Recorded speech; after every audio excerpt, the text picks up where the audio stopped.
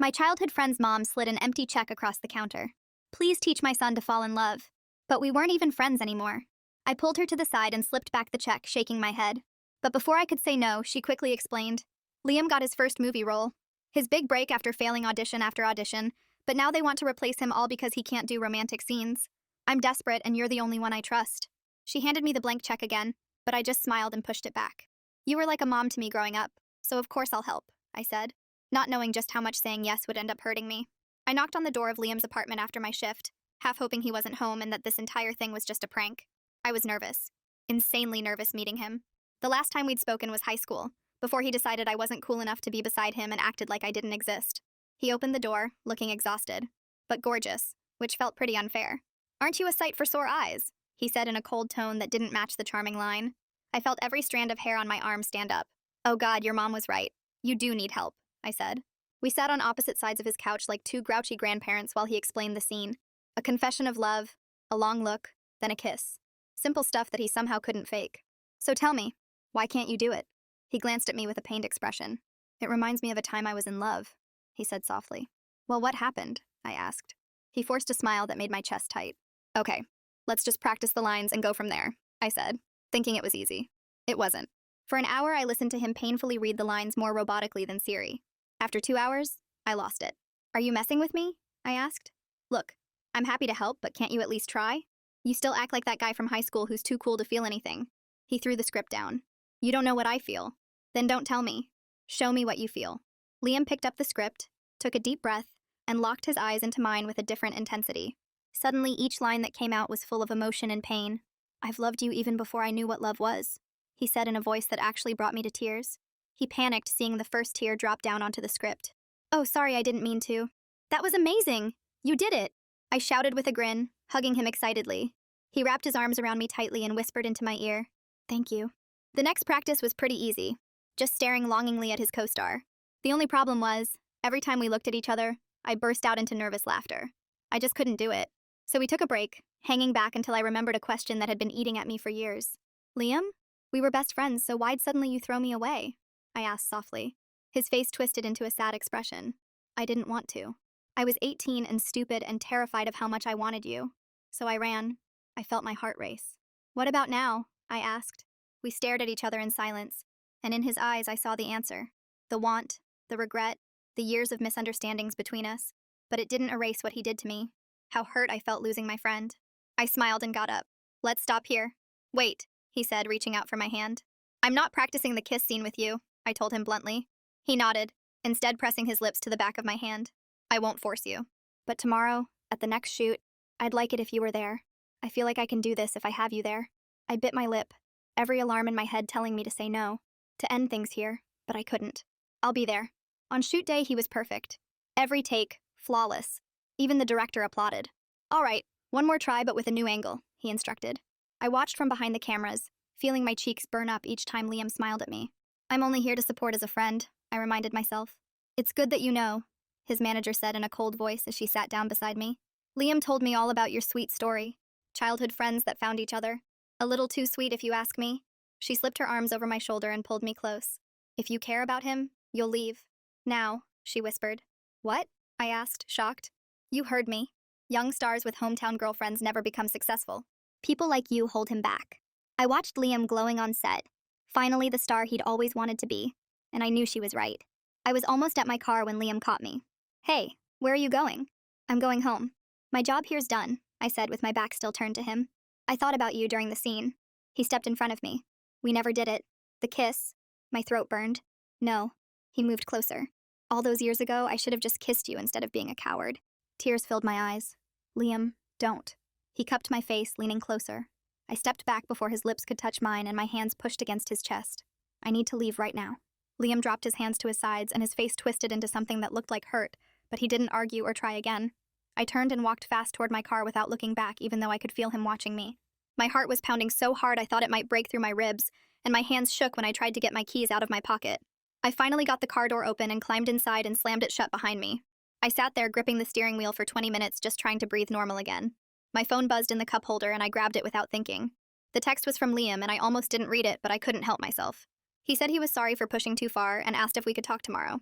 I stared at the message for a full minute before typing back a simple, okay. Then I started the car and drove home in complete silence with the radio off because I couldn't handle any noise. The almost kiss kept playing in my head over and over like a movie stuck on repeat. His face so close to mine, the way his hands felt on my cheeks, how badly part of me wanted to just let it happen. The next morning at work, I was a total mess. I took a customer's order for a coffee with cream and somehow made it with sugar instead. The customer was nice about it, but my manager gave me a look. Then I messed up another order by giving someone the wrong sandwich entirely. My coworker pulled me aside during our break and asked if I was okay. I told her I just didn't sleep well last night, which was true, but not the whole truth. What I didn't say was that I couldn't stop thinking about Liam and what would have happened if I hadn't stepped back. Would we have kissed? Would it have been amazing or awful? Would it have made everything more complicated than it already was? My phone buzzed halfway through my shift, and I checked it when I went to the bathroom. Liam had texted me the address of a coffee shop across town and asked if I could meet him after work. I stood there in the bathroom staring at my phone for way too long. We needed to actually talk about what happened, instead of just pretending everything was fine. I texted back that I'd be there and spent the rest of my shift thinking about what I wanted to say. I needed to tell him about boundaries and how much he hurt me back in high school.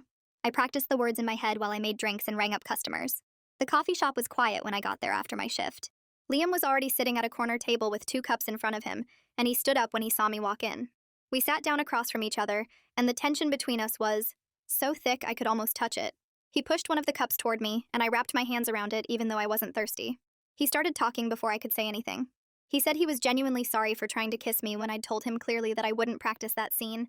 His voice was steady, and he looked right at me when he said it. I appreciated that he was taking responsibility instead of making excuses about the moment or how he was feeling. I took a breath and told him I couldn't just pick up where we left off years ago, like nothing happened between us. The way he ghosted me in high school actually damaged my ability to trust people, and especially him. He sat there listening without interrupting, which surprised me, because the old Liam would have jumped in with explanations. I kept talking, and described how much his leaving hurt me, how I spent months wondering what I did wrong, how I stopped letting people get close after that. I could see the regret on his face getting deeper with every word I said. His jaw was tight, and he kept looking down at his coffee cup like he couldn't stand to see what his actions had done to me. Then Liam told me something I wasn't expecting. He said he'd been seeing a therapist for 2 weeks now to work on his performance anxiety with the romantic scenes. He explained that the therapist helped him realize he's been running from anything that makes him feel vulnerable his whole adult life. Not just acting, but relationships and real conversations, and anything that required him to actually show up emotionally. I was genuinely surprised he was taking this seriously enough to get professional help instead of just relying on me to fix everything for him. It made me see him a little differently, like maybe he actually wanted to change and not just get through this one film. We talked for another hour about what working together would look like going forward. We agreed to keep helping each other, but with way clearer boundaries about what was coaching and what was personal stuff. No more late-night practices at his apartment where the lines got blurry.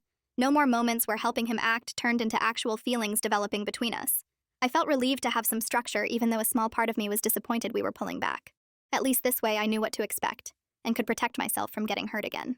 That evening I was making dinner when my phone rang. It was his mom and she sounded worried. She said Liam told her about what happened in the parking lot with the almost kiss. She started apologizing for putting too much pressure on me by asking for help in the first place. I stopped her and told her I made my own choice to help, and I didn't regret it. I also said I was actually glad Liam was getting therapy support because he needed more than just me.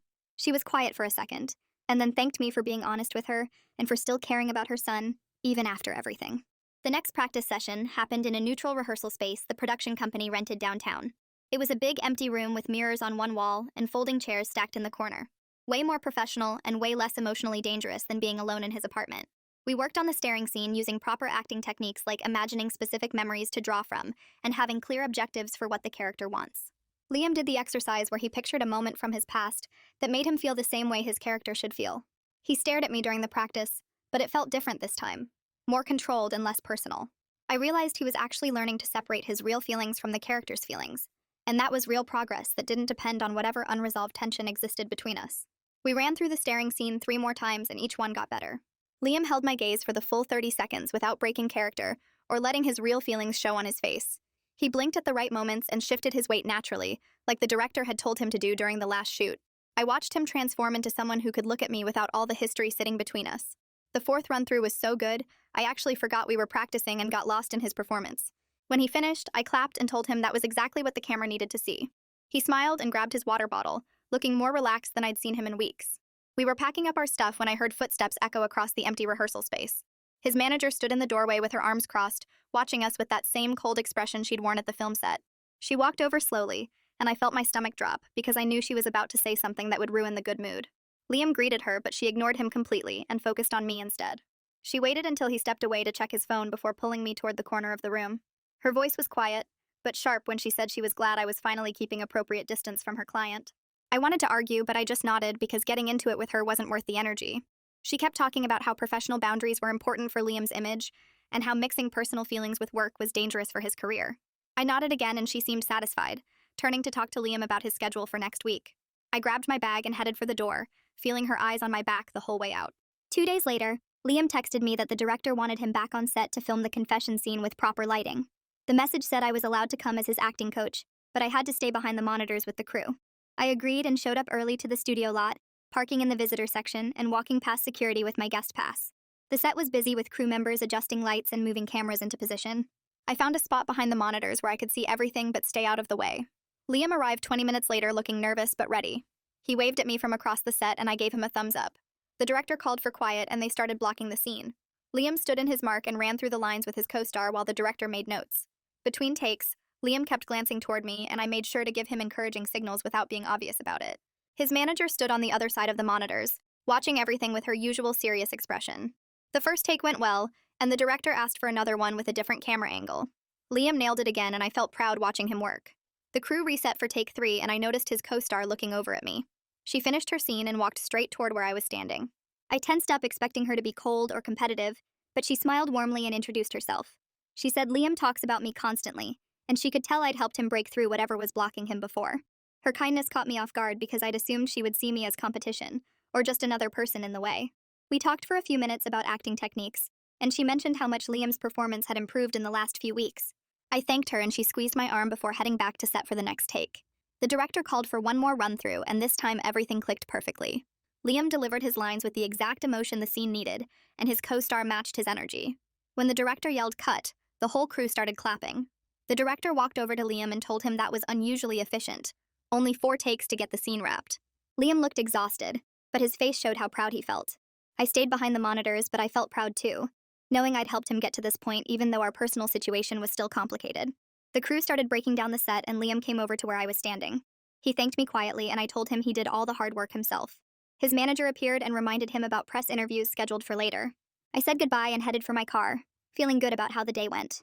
That evening, my phone buzzed with a text from Liam asking if I wanted to grab dinner to celebrate the successful shoot. I stared at the message for a minute, knowing that saying yes would feel too much like a date. I typed back suggesting we include his mom so it would feel more like a friendly celebration instead. He responded immediately saying that was a great idea. We agreed to meet at a casual restaurant near his childhood neighborhood in an hour. I changed out of my work clothes into jeans and a sweater, then drove to the restaurant. Liam and his mom were already sitting at a booth when I arrived. His mom stood up and hugged me tightly, thanking me again for helping her son. We ordered food and started talking about the shoot. Liam described how nervous he'd been before the first take, and how the director's feedback helped him adjust his performance. His mom listened with obvious pride on her face. Then she started sharing stories about Liam's awkward middle school years. She told us about the time he tried out for the school play and forgot all his lines during the audition. We all laughed and Liam covered his face with his hands. She described how he used to practice monologues in the bathroom mirror for hours. The nostalgia felt bittersweet because I remembered being there for some of those moments before everything fell apart between us. Liam caught my eye during one story about a talent show disaster, and I could see he was remembering the same things I was. His mom kept talking, and the conversation flowed easily. We finished eating and paid the bill. Outside the restaurant, his mom hugged me goodbye and whispered that she was sorry for how things ended between us back then. She admitted she'd told him to focus on his career and auditions instead of relationships, which she now regrets. I pulled back and looked at her face, surprised to learn she'd influenced his decision to ghost me. She squeezed my hand and said she was wrong to interfere. I told her I appreciated her honesty even though it didn't change what happened. She nodded and walked to her car, leaving Liam and me standing in the parking lot. We stood there in awkward silence for a minute before Liam asked if we could talk. I nodded and we walked toward my car slowly. He started explaining that back in high school, his mom's pressure combined with his own fear of failing at both acting and relationships made him shut down emotionally. He said he felt like he had to choose between keeping me in his life and pursuing his dream. I listened without interrupting because I needed to hear his side. He admitted that shutting me out was the easier choice at the time, because facing his feelings for me felt too scary. His voice got quiet when he said he knew it was wrong, but he didn't know how to fix it back then. I leaned against my car and told him I understood the context better now, but it didn't excuse what he did. We were both quiet for a moment. Then I shared that after he ghosted me, I struggled with feeling like I wasn't good enough or interesting enough to keep people around. I explained how his abandonment made me question my worth for years. He looked genuinely devastated hearing how his actions affected my self-worth. His eyes got watery, and he apologized again. We stood in the parking lot for another hour just talking through everything. The weight of old pain sat between us, but naming it out loud made it feel less heavy. Eventually, I said I needed to go home and get some sleep. He walked me to my driver's side door, and we hugged briefly. I drove home feeling emotionally drained, but also lighter somehow, like we'd finally said things that needed to be said years ago. I turned my head so his lips caught my cheek instead of my mouth. He pulled back immediately and dropped his hands. We stood there in the parking lot staring at each other for a long minute. I could see the hurt in his eyes, but I couldn't let myself feel bad about it. I needed to protect myself first. He ran his hand through his hair and looked away. I took a deep breath and told him we needed to talk, but not here. He nodded, and we walked over to sit on the curb between our cars. The concrete was cold through my jeans, but I barely noticed.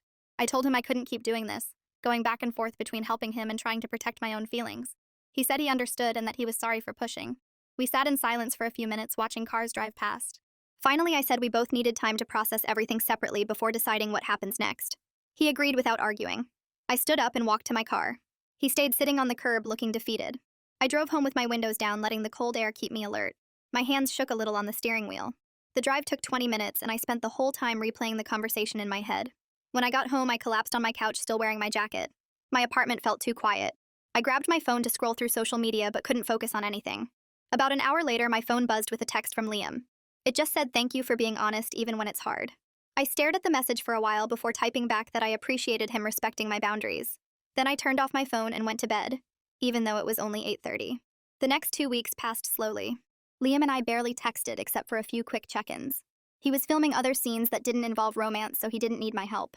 I picked up extra shifts at work and caught up on all the sleep I'd been missing.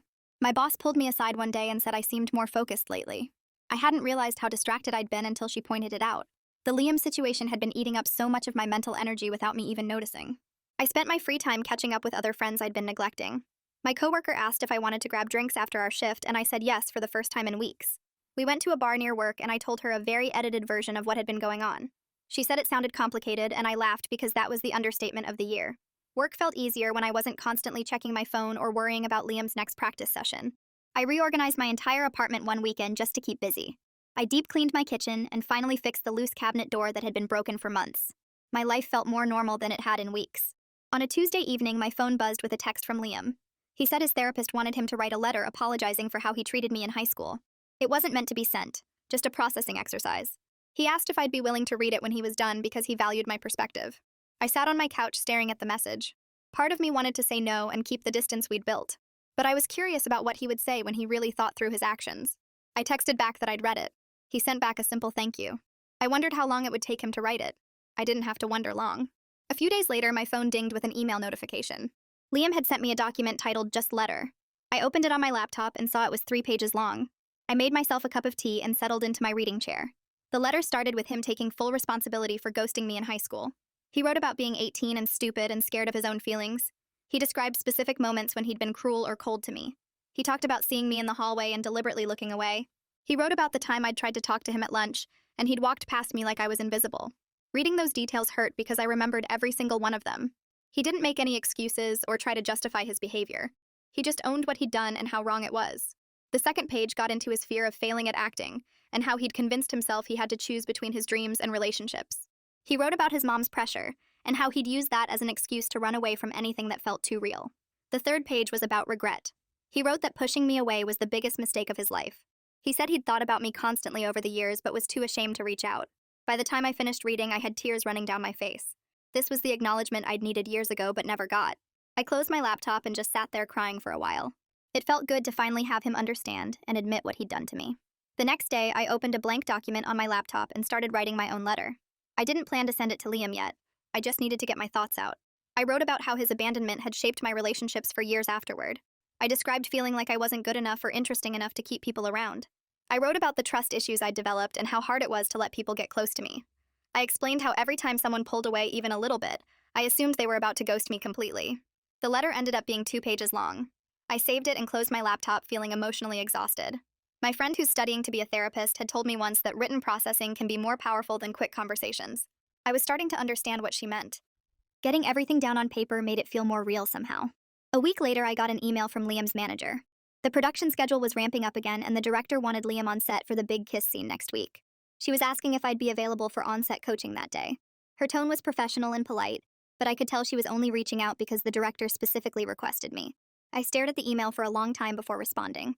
I knew watching Liam kiss his co-star would be emotionally complicated, but I also knew he needed the support. I typed back that I'd be there and hit send before I could change my mind. That evening, Liam called me. His voice sounded nervous when I answered. He asked if we could meet early to talk through his anxiety about the kiss scene. I suggested the rehearsal space an hour before his call time. He agreed immediately and thanked me. After we hung up, I sat on my couch wondering what I'd gotten myself into. The morning of the kiss scene, I got to the rehearsal space early. Liam showed up 10 minutes later looking tired and stressed. We sat down facing each other in the empty room. He admitted he was scared the kiss scene would trigger the same emotional shutdown that had caused problems originally. I asked what his therapist had taught him about managing that. He described some grounding techniques like focused breathing and physical awareness. We spent the next 30 minutes practicing them together. I had him focus on his breathing while counting to 4 on the inhale and 6 on the exhale. Then we did some physical grounding where he pressed his feet firmly into the floor and noticed the sensation. I reminded him that he wasn't the same person who ran away from feelings anymore. He'd done the work in therapy, and he'd gotten through the confession scene successfully. He nodded, but still looked nervous. I told him the kiss was just another scene and his job was to serve the story. He took a deep breath and said he was ready. We left the rehearsal space and headed to the set. The energy on set was tense when we arrived. Everyone knew this was the moment that almost got Liam replaced weeks ago. The crew moved around quietly, setting up lights and cameras. Liam's co-star arrived and gave him a warm hug. The director gathered everyone for a quick meeting about the scene. He wanted to do a gentle rehearsal first without cameras rolling. Liam and his co-star walked through the blocking while I stood behind the monitors with my stomach in knots. I watched them position themselves for the kiss. The director called action for the rehearsal. They moved through the scene, and when they got to the kiss, it looked technically correct, but something was off. The director stopped them and gave some notes about emotional connection. They tried again. This time it looked slightly better. I could see Liam trying to access the right emotions. The director seemed satisfied enough to move on to filming the actual take. The crew finished setting up and the director called for quiet on set. Everyone went silent. The director called action. Liam and his co-star moved through their lines. I held my breath watching from behind the monitors. They leaned in for the kiss, and it happened. Technically, it looked good. They hit all the right marks and the timing was perfect. But when the director called cut, he said it lacked genuine emotion. I saw Liam's face fall. His shoulders tensed up and I could see panic starting to set in. The director called for a 10-minute break. Liam immediately turned and looked toward me across the set. His eyes were asking for help. I nodded slightly and started walking toward the quiet corner where we could talk privately without the whole crew watching. I found him standing near the equipment cases where nobody else could hear us. He was doing that thing where he pressed his palms against his thighs, trying to ground himself like his therapist taught him. I touched his shoulder and he looked up at me with panic in his eyes. We sat down on 2 equipment cases facing each other and I walked him through the breathing pattern. 4 counts in, hold for 2, 6 counts out. He followed along, but his hands were shaking. After a few rounds, his breathing got steadier and some of the panic left his face. He admitted he kept thinking about me watching him kiss someone else, and it made him freeze up. I reminded him that this was his job, not real life. The kiss wasn't about us or his feelings. His job was to serve the story the director wanted to tell. He needed to stop thinking about me in the audience and start thinking about his character's feelings for the other character. He nodded and took a few more deep breaths. I asked if he was ready to go back, and he said yes. We walked back to the set together, and I went straight to my spot behind the monitors. The crew had finished adjusting the lighting during the break. The director called for everyone to get back in position. Liam and his co-star took their marks again. I could see Liam's shoulders were more relaxed this time. The director called for quiet on set, and everyone went silent. He called action, and the scene started again. This time, everything was different. Liam moved through his lines with real emotion in his voice. When he looked at his co-star, there was actual feeling in his eyes instead of that empty technical stare from before. They moved closer together, and I held my breath watching the monitors. The kiss happened, and it looked completely real. You could see the emotion and connection between them. The whole crew went silent watching it unfold. Nobody moved or made a sound. When the director finally called cut, everyone started clapping. The sound guy actually whistled. The director was grinning and said that was exactly what he needed. Liam had nailed it. I felt this weird mix of pride and something else I didn't want to name. He had done it. He had actually broken through whatever was blocking him and delivered a great performance. The assistant director announced they were moving on to coverage angles, and everyone started resetting equipment. I watched Liam step away from his co-star, and his whole body seemed to sag. His shoulders dropped, and he put his hand on his chest like he was trying to catch his breath. His co-star touched his arm gently and said something I couldn't hear from where I stood. She looked concerned but kind. The director walked over and put his hand on Liam's shoulder, giving him a moment to recover. I stayed where I was behind the monitors with the crew. Every part of me wanted to rush over and check on him, but I knew that would be wrong. We had just established professional boundaries, and I needed to respect them. This was his workplace, and his co-star and director were the right people to support him right now. I was his acting coach, Not his girlfriend or even really his friend yet. I needed to remember that. One of the camera operators next to me said it was the best emotional work he'd seen from a new actor in years. I nodded but didn't say anything. After a few minutes, Liam seemed to pull himself together, and they started filming the coverage angles. They wrapped the kiss scene an hour later after getting all the angles the director wanted. I was packing up my bag to leave when my phone buzzed with a text from Liam. He asked if I could stay because he had some press interviews scheduled. The publicist had set up behind-the-scenes content for the film's social media accounts. I texted back that I would stay, but I was going to keep my distance. He sent back a thumbs up. I found a spot near the craft services table where I could see the interview area but wasn't in the way. The publicist had set up a small area with good lighting and the film's poster in the background. A journalist arrived with a camera operator, and they got Liam mic'd up. I watched him sit down looking confident and professional. The journalist started asking questions about his character and his process. Liam talked about finding the emotional truth of the character and connecting with his scene partners. He sounded smart and thoughtful. I felt proud watching him handle himself so well. The journalist asked about rumors of an acting coach helping him with the romantic scenes. I saw the manager step forward from the side, probably ready to shut down that question. But Liam answered before she could interrupt. He said he worked with someone who helped him access vulnerable emotions and break through some blocks he had. He didn't mention my name or give any details about our personal history, just kept it professional and vague. The manager relaxed a little when she realized he wasn't going to say anything that would create problems. I appreciated that he was honest about getting help, but protected my privacy at the same time. The journalist asked a few more questions, and then they wrapped. Liam shook hands with everyone, and the publicist looked happy with how it went. I slipped out while he was still talking to people and headed toward the parking lot. I was almost to my car when I heard heels clicking fast on the pavement behind me. The manager caught up and stepped in front of me, blocking my path. She pulled a document out of her bag and held it out. She said the studio wanted me to sign a non-disclosure agreement. It would protect Liam's image by making sure I didn't talk to press about our working relationship or personal history. She said it was standard for anyone who worked closely with talent. I took the document and flipped through it. The language was dense and legal. She watched me with this cold smile and said I should take my time reading it, but they needed it signed soon.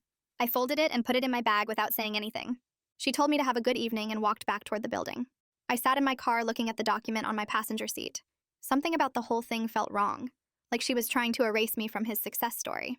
When I got home, I made tea and sat down to read the NDA carefully. The more I read, the worse it got.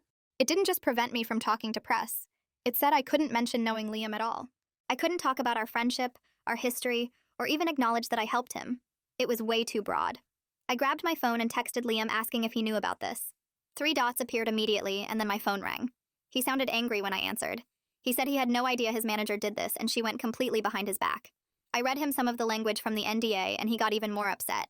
He said he never approved anything like this, and he was going to deal with it tomorrow. I told him I wasn't planning to sign it regardless. He said good, and that he was sorry his manager was acting like this. We talked for a few more minutes, and then said goodnight. The next morning, I was getting ready for work when Liam texted that he was meeting with his manager in an hour.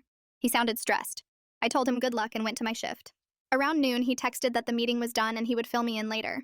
When I got off work that evening, he called and told me everything. He had refused to let me sign the NDA. He told his manager that I was allowed to exist in his life and talk about our friendship if I wanted to. She apparently lost it and warned him that mixing personal and professional relationships would damage his career. She said hometown connections make young stars look small and unmarketable. He told her that was his choice to make, not hers. She backed down, but made it clear she thought he was making a huge mistake. I didn't know what to say. Nobody had ever stood up for me like that before, especially not at a potential cost to themselves. 2 days later, my boss called me into her office. My stomach dropped the second I saw her serious expression. She pulled up the schedule on her computer and showed me where I had missed or swapped 12 shifts over the past 2 months. I had been so focused on helping Liam that I hadn't realized how bad it had gotten. She handed me a written warning and said one more scheduling problem would result in termination. I apologized and promised it wouldn't happen again.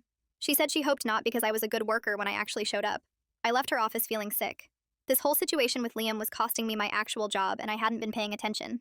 I texted Liam and asked if we could meet at the diner. He was already there when I arrived, sitting in a booth near the back. I slid in across from him and just set it straight. I couldn't keep putting his career ahead of my own job. I had just gotten a written warning, and one more problem would get me fired. He looked devastated. He said he didn't realize how much time and energy I was giving up. I explained that I had been missing shifts and swapping with coworkers constantly to be available for his filming schedule. He asked why I didn't tell him sooner. I admitted I didn't want to seem like I was complaining or make it about me when he was dealing with so much pressure. He reached across the table but didn't touch my hand. He said this whole arrangement had been completely unfair to me from the start. His career was taking off while mine was falling apart. I was sacrificing everything to help him succeed, and he was taking it for granted. We sat there in silence for a while, both of us recognizing that there was no easy answer to the basic unfairness of the situation. Liam pulled out his phone and opened his banking app, sliding it across the table toward me. He started talking about setting up a payment for my coaching time and figuring out an hourly rate that made sense. I felt my face get hot and pushed the phone back toward him harder than I meant to. I reminded him that his mom offered me a blank check at the very beginning, and I said no because this was never about money. He looked confused for a second before putting his phone away and apologizing. He said he was just trying to figure out how to make things more fair between us since I was giving up so much. I told him money wouldn't fix the basic problem of me putting his career ahead of my own life.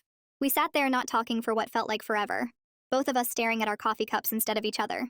The diner was pretty empty by then, and I could hear the kitchen staff cleaning up in the back. I watched a couple at another table laughing about something and felt jealous of how simple their night looked. Liam finally broke the silence by suggesting something I didn't expect. He said we should take a complete break from seeing each other until after the film wrapped in 3 weeks. He needed to prove to himself and to me that he could finish this project on his own without depending on me for every emotional moment. I felt this weird mix of relief and sadness hearing that. Part of me wanted the space to focus on my own job and stop worrying about his filming schedule. But another part of me felt scared that 3 weeks apart might make it easier for both of us to just walk away completely. I agreed to the break anyway because he was right that we needed some distance. He paid for our coffee and we walked out to the parking lot together. Before getting in his car, he turned and thanked me for everything. Not just the coaching, but for being honest about how unfair things had gotten. I drove home feeling lighter somehow, like naming all the problems out loud had taken away some of their power over me. The next 3 weeks went by slower than I expected. Liam and I only texted a few times, just quick check-ins about how things were going. He sent me updates that filming was going well and he was using all the techniques we practiced together. I focused completely on my job and picked up every extra shift my boss offered. I showed up early, stayed late, and never asked to swap schedules with anyone. My coworkers noticed the change, and a couple of them asked if everything was okay since I seemed more focused. I just told them I was trying to save money and needed the hours. My boss called me into her office after 2 weeks, and I got nervous thinking I was in trouble again. Instead, she told me she appreciated my improved reliability and wanted to give me more responsibility. She offered me lead duties on weekend shifts, which came with a small pay bump. I accepted immediately and felt proud of myself for rebuilding my reputation. At night, I'd lie in bed and wonder how Liam was doing on set.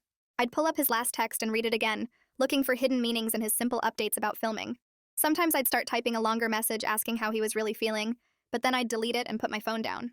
The space between us felt necessary, but also kind of painful. His mom called me one evening while I was making dinner in my tiny apartment. I almost didn't answer because I wasn't sure I wanted to talk about Liam, but something made me pick up. She started by thanking me for everything I'd done for her son over the past few months. Her voice sounded different from usual, softer and more honest. She admitted she was wrong to push him away from relationships years ago when he was first starting to audition. She said she thought she was protecting his career, but really she was just scared of him getting distracted or hurt. Then she apologized for pressuring me into helping without thinking about what it would cost me personally. She said she saw me as the solution to Liam's problem without considering that I had my own life and job and feelings to protect. Her apology felt real in a way that surprised me. I told her I appreciated her saying all that, and I didn't blame her for asking me to help. I explained that I made my own choice to say yes, and I was glad Liam was doing better even if things between us got complicated. She asked if I was doing okay, and I admitted the past few months had been hard on me. She offered to help if I ever needed anything, and I could tell she meant it. After we hung up, I sat on my couch for a while, just processing the conversation. It felt good to have her acknowledge her part in everything, instead of just focusing on Liam's success. My phone buzzed with a text from Liam 3 days later. He said they wrapped principal photography that afternoon, and the director specifically thanked him for his emotional performance in front of the whole crew. I could feel his pride and happiness coming through, even in the short message. He said he couldn't have done it without my help getting him past his blocks. I texted back congratulating him and telling him I was proud of how hard he worked. I meant it too, even though I wasn't there for the final weeks of filming. He'd actually finished the project independently like he said he wanted to prove he could. I felt proud of him, but also proud of myself for setting boundaries and sticking to them. That night, I treated myself to take out from my favorite place and watched a movie on my laptop. I felt content in a way I hadn't in months, like I was finally taking care of myself instead of just helping everyone else. 2 days later, I was finishing up my shift at work when I saw Liam waiting near the entrance. My heart started beating faster, and I had to take a second to calm down before walking over to him. He looked tired but good, like someone who just finished a big project. He asked if we could take a walk and talk now that the 3 weeks were up. I was nervous, but I agreed, and we headed toward a park that was a few blocks away. The sun was starting to set, and the sky had that orange and pink color that makes everything look softer. We walked in silence for a bit before he started talking. He told me that finishing the film on his own proved something important to him. He said he'd grown past being the person who ran away from hard things when they got scary. But he also realized that the growth only happened because I pushed him to face his fears and get professional help.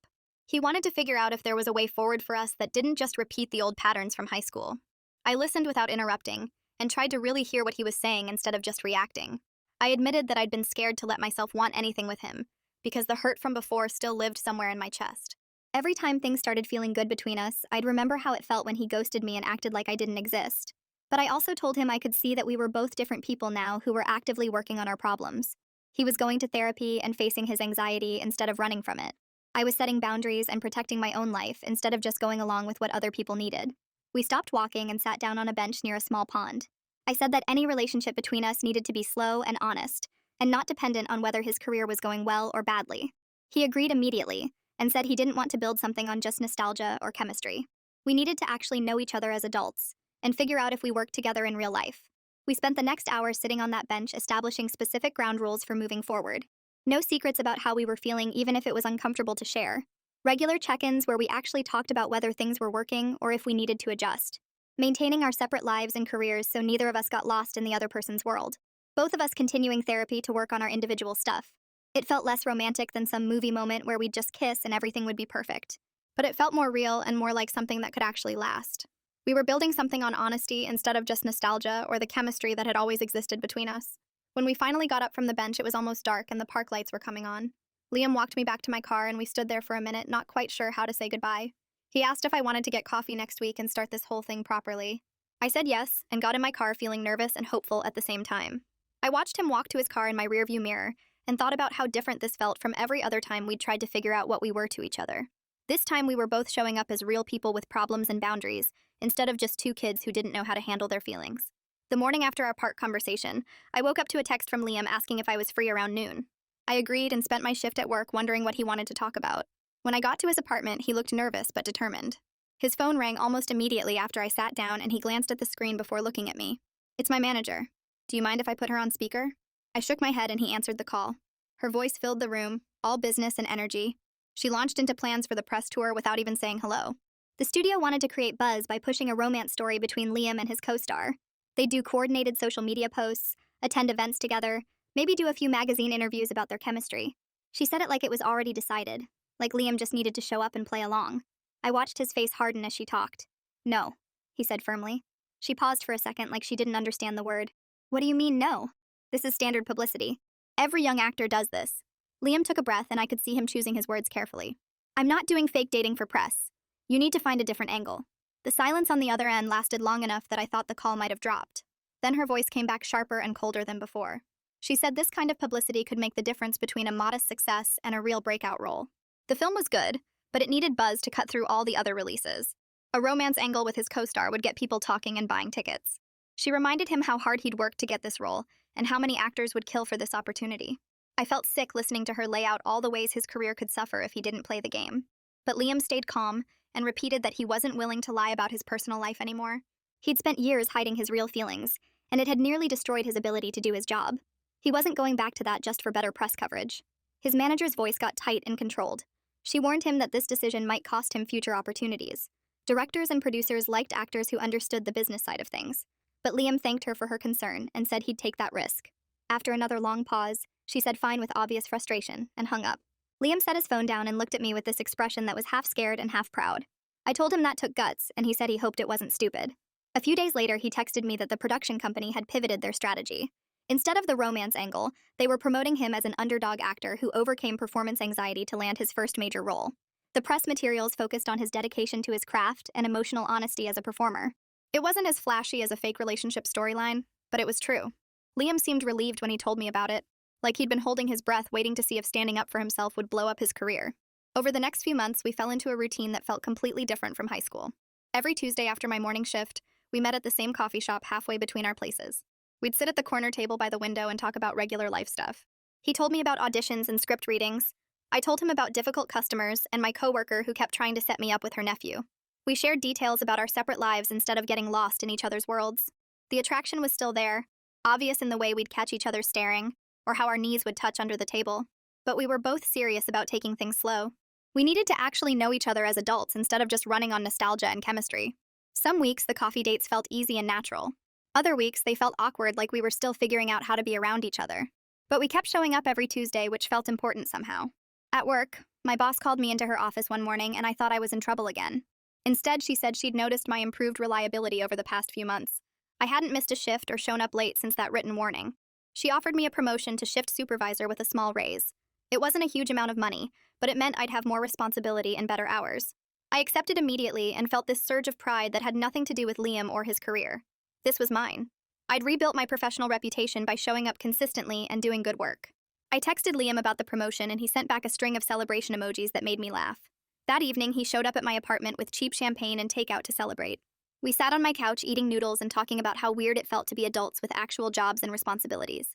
Around the same time, Liam's manager called with news about another film role. It was a small part in an independent movie starting production in 6 months. Not a lead, but a solid supporting character with some good scenes. He was excited when he told me about it because it proved his career had real momentum beyond just this one project. His manager seemed satisfied too, apparently relieved that turning down the fake romance publicity hadn't destroyed his prospects like she'd warned. The premiere date got announced for 2 months out, and Liam asked if I wanted to attend as his guest. I thought about it for a few days before answering. Big Hollywood events weren't really my thing, and I knew I'd feel out of place, but I also wanted to support him and see the finished film. I told him I'd go, but I'd probably leave early because crowds and fancy events made me uncomfortable. He understood immediately and said he'd probably want to leave early too. We kept up our Tuesday coffee dates, and slowly the conversation started going deeper. He told me about breakthroughs in therapy around his fear of being vulnerable with people. His therapist was helping him understand how his childhood pressure to succeed had made him shut down emotionally as a defense mechanism. I shared about my own work on self-worth issues and how I was learning to set boundaries without feeling guilty. We were getting to know each other as real people with problems and growth instead of just the kids we'd been in high school. One Tuesday evening after our coffee date, we walked out to the parking lot together like always. But instead of heading straight to our cars, we stood there talking for another 20 minutes. When we finally started walking, Liam reached for my hand. I felt my breath catch, but I didn't pull away. His hand was warm and his grip was gentle, like he was giving me space to change my mind. We walked to my car in comfortable silence, not needing to fill the quiet with words. It was a small gesture, but it felt huge because it wasn't rushed or pressured by some big romantic moment, just two people choosing to be close. I drove home with my hand still tingling, and this feeling in my chest that was nervous and hopeful at the same time. The week before the premiere, Liam called me sounding stressed. His anxiety was spiking about seeing the film with a full audience for the first time. He was worried people would hate his performance or that the scenes we'd worked on would fall flat. I suggested we meet at the old rehearsal space where we'd practiced months ago. When I got there, he was pacing and running his hands through his hair repeatedly. We sat down on the floor, and I walked him through the grounding techniques that had helped him on set, the breathing exercises and physical awareness stuff his therapist had taught him. I reminded him that he'd already done all the hard work. The performance was locked in and finished. Now he just got to see the results and trust that he'd done his job well. We practiced the techniques for about an hour until his breathing evened out and his shoulders relaxed. Before I left, he thanked me for still showing up for him, even though the coaching part was technically over. I told him that's what friends do, and he smiled in a way that made my stomach flip. Premiere night finally arrived, and I stood in front of my bathroom mirror adjusting the simple black dress my coworker let me borrow. The fabric felt strange against my skin because I almost never wore anything this fancy. I checked my phone 3 times on the drive to the venue, my hands sweating against the steering wheel. The parking lot was already crowded with expensive cars and people in suits and gowns walking toward the entrance. I spotted Liam standing near the red carpet setup, looking uncomfortable in his dark suit, his hands shoved in his pockets while photographers called out to other arriving guests. When he saw me walking toward him, his whole body relaxed, and he smiled that real smile I'd been seeing more often lately. We stood together for a moment without saying anything, just existing in the nervous energy of the night. His publicist appeared and guided us toward the photo area where cameras flashed bright enough to hurt my eyes. Liam kept his hand on my lower back as we posed for maybe 30 seconds before I tugged his sleeve and we escaped inside the theater. The lobby was packed with industry people holding champagne glasses and talking loudly over each other. I recognized some faces from the set and a few actors I'd seen in other movies. We found our seats in the middle section, and I noticed how Liam's leg bounced up and down until the lights dimmed. Watching the film felt completely surreal because every romantic scene on screen reminded me of the hours we spent practicing in his apartment and the rehearsal space. The other audience members laughed at the funny parts and went quiet during the serious moments. When the kiss scene appeared on screen, I heard several people react with audible sounds of approval, and I felt my chest get tight. Liam reached over in the darkness and squeezed my hand gently, not looking at me but acknowledging what we both knew about that scene. His hand was warm, and I squeezed back before he let go. The rest of the film passed in a blur of images and music. When the credits started rolling, the entire theater erupted in applause that lasted for at least 2 minutes. People around us stood up clapping, and several turned to look at Liam with approving nods. We stood too, and I watched him take in the moment, his face showing relief and pride mixed together. The director made his way through the crowd and shook Liam's hand enthusiastically, while other industry people formed a line to congratulate him. His performance wasn't going to win awards, but it was solid and honest, which felt like a bigger accomplishment given where he'd started. The director found me standing off to the side and leaned in close to say thanks for helping Liam break through whatever was blocking him. I just nodded because I didn't know what else to say. The after party took over the entire top floor of a hotel nearby with loud music and too many people crammed into a space that felt way too hot. I tried to stay near Liam but kept getting separated by people wanting to talk to him about the film or future projects. After about 40 minutes, the noise and the crowd pressing in from all sides made my chest feel tight and my breathing got shallow. Liam noticed me backing toward a wall and he excused himself from whatever conversation he was in. We slipped out a side door that led to a quiet alley where the cool night air hit my face. He leaned against the brick wall and said he was sorry for dragging me into his world. I told him I chose to be here, but I was definitely ready to leave whenever he wanted to go. He nodded and we stood there for another few minutes, just breathing in the quiet before heading back inside to grab our things. We left through a back exit and drove separately to the same diner where we'd had that hard conversation months ago about boundaries and taking space. The place was nearly empty at this late hour, and we slid into a booth near the back. We ordered coffee and fries and spent the next hour talking about what came next for both of us. Liam had another film starting production in a few months, and I was focused on my shift supervisor promotion and maybe taking some business classes at the community college. We agreed to keep building whatever this was between us slowly, checking in regularly about how we were feeling and supporting each other's separate goals instead of getting lost in each other. When we finally left the diner, he walked me to my car in the empty parking lot. We stood there for a moment in the space between our vehicles, and then he leaned in and kissed me gently. It felt like a beginning instead of some desperate attempt to recapture what we'd lost years ago. We were both nervous about the future, but we were committed to showing up honestly for each other, which felt like the most realistic kind of happy ending we could ask for. And that's the whole thing. Nothing scripted, just how it happened. Appreciate you hanging out and keeping me company. Swing by again whenever you feel like it.